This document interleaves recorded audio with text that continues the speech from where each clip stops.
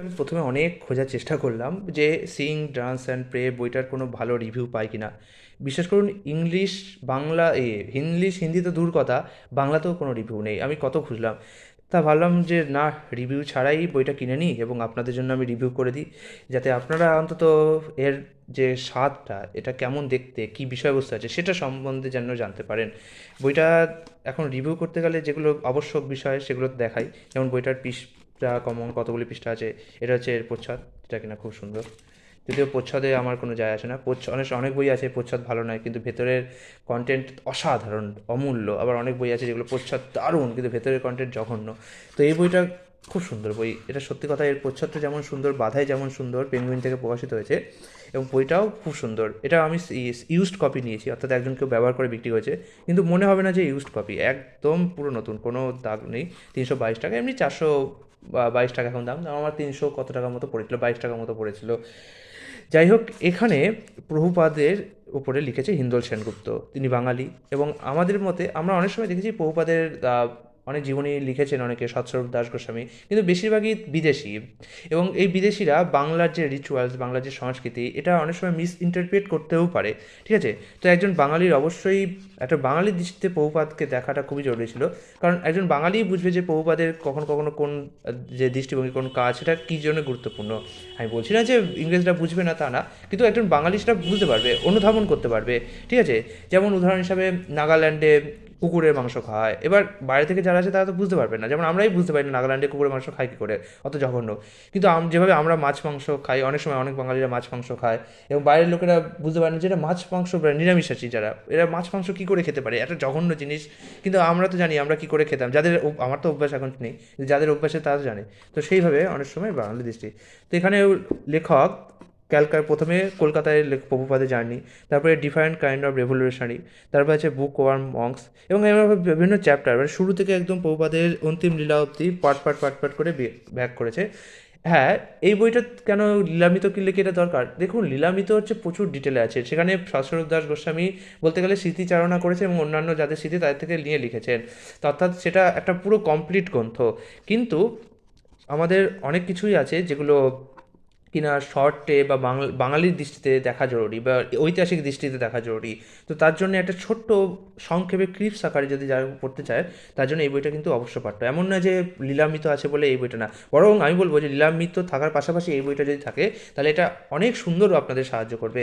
এখানে খুব সুন্দর ছবি আছে, এখানে শ্রী চৈতন্য মহাপ্রভুর ছবি এটা, আর এটা হচ্ছে ভক্তি বিনোদ ঠাকুরের ছবি।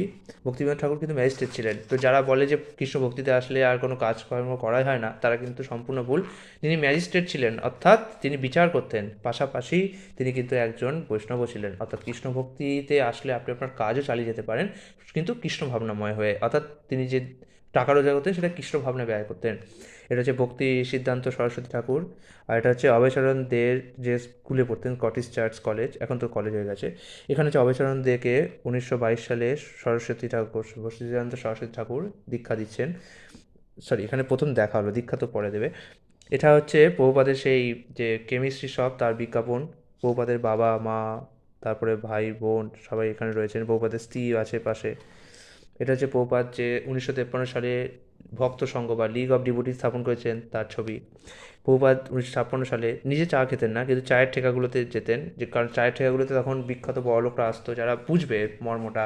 ঠিক আছে, তাদের কাছে ভক্তিবেদান্ত সরস্বতী স্বামী ব্যাক টু গডের পত্রিকা বিতরণ করতেন। এটা হচ্ছে সেই সন্ন্যাস নেওয়ার সময়, সন্ন্যাস প্রভুপাদকে দিয়েছিলেন হচ্ছে কেশবজি মহারাজ। এটা হচ্ছে লাল বাহাদুর শাস্ত্রীকে প্রভুপাদ শ্রীমদ্ ভাগবতের প্রথম খণ্ড উপহার দিচ্ছেন। এটা হচ্ছে রাধা দামোদর মন্দিরের প্রভুপাদের সেই ঘরটা, যে ঘরে তিনি থাকতেন।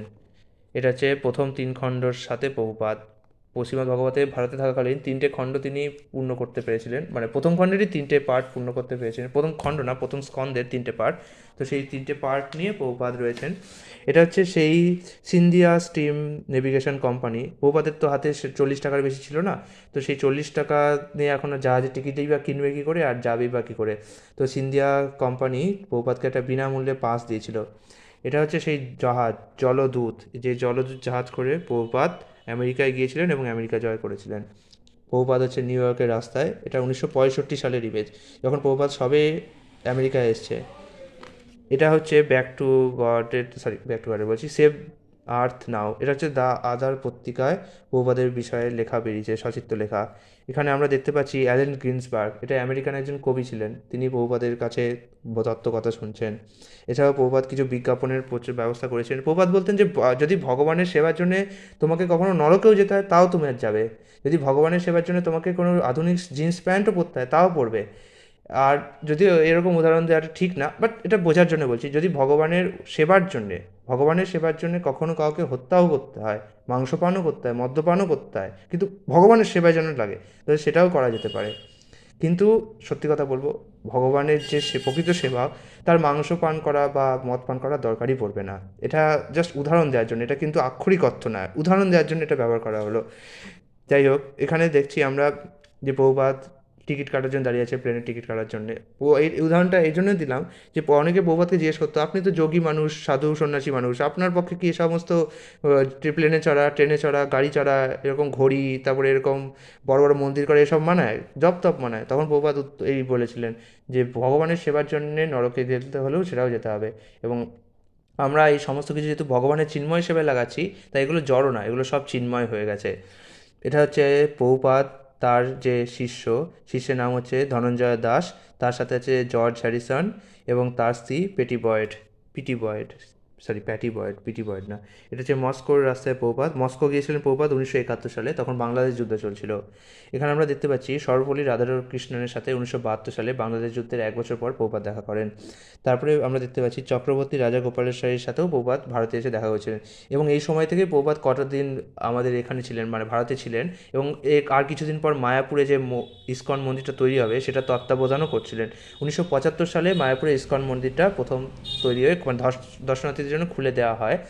আমার যতদূর মনে হয় 1975 সালেই আমি পড়েছি। আমি এখন একটুখানি শিওর নেই 1975 না 74, তবে যতদূর মনে হয় 1975 সালেই পড়েছি। তাই যাই হোক, 1975 সালের পর এখানে দেখতে পাচ্ছি 1972 সালেই প্রভুপাদ তার যে গুরুগৃহেতে রয়েছেন। আচ্ছা, এখানে আমরা দেখতে পাচ্ছি 1973 সালে লস অ্যাঞ্জেলেসে প্রভুপাদ রয়েছেন। প্রভুপাদ সারাক্ষণ পাত ভ্রমণে যেতেন, কারণ ডাক্তার বলে দিয়েছেন যে আপনার তো হার্ট একটু দুর্বল আছে, একটু পাত ভ্রমণ করা উচিত। তারপর আমরা দেখতে পাচ্ছি 1973 সালে প্রভুপাদ নিউ ইয়র্কে এসেছেন। এরপর আমরা দেখতে পাচ্ছি 1974 সালে সুইজারল্যান্ডে প্রভুপাদ যান। 1974 সালে আমরা দেখতে পাচ্ছি ফ্রাঙ্কফুর্ট হচ্ছে জার্মানিতে প্রভুপাদ গিয়েছেন। এছাড়াও এখানে দেখতে পাচ্ছি 1974 সালে ইসকনের প্যারিস টেম্পলে প্রভুপাদ দাঁড়িয়ে আছেন।